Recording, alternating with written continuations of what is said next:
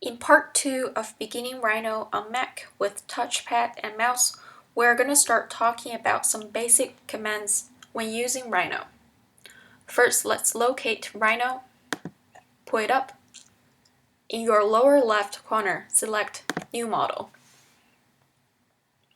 The very first thing that I will do every time I open up Rhino is to check my unit setting. In the menu, select File, and then in the drop-down menu, select Settings. This yellow ruler icon is what we are looking for.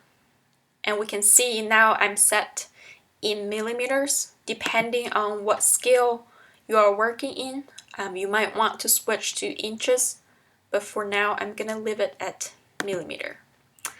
And once you are set with your desired unit setting, we can exit this setting interface.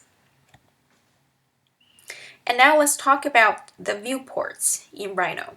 The default viewports are your top view, perspective view, right view, and front view.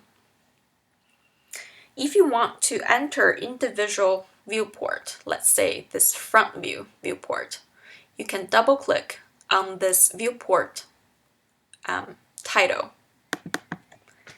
And now we entered this individual viewport.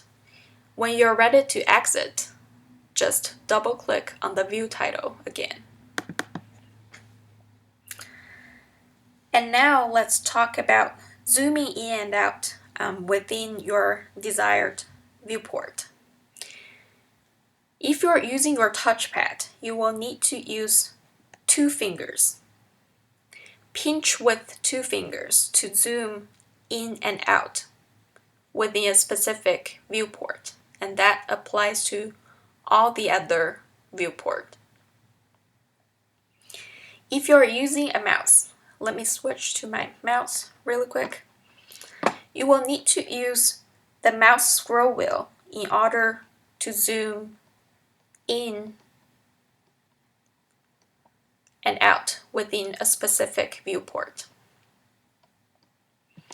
And when talking about the comparison between using touchpad and mouse, a lot of people have different preference. I could use both. When I need to travel, I don't want to necessarily bring a mouse with me, so I'm perfectly fine with just using the touchpad on my MacBook. But there are people who definitely prefers using a mouse, and you can try both to see whether the touchpad or the mouse works for you better than the other. And after talking about zooming in and out, let's talk about moving the construction plane around. And let me go into this perspective viewport. When we are talking about the construction plane, this area that has this grid and my Y and X axis on it is my construction plane. If you are using your touchpad, you will want to slide with 2 fingers in order to move your construction plane around.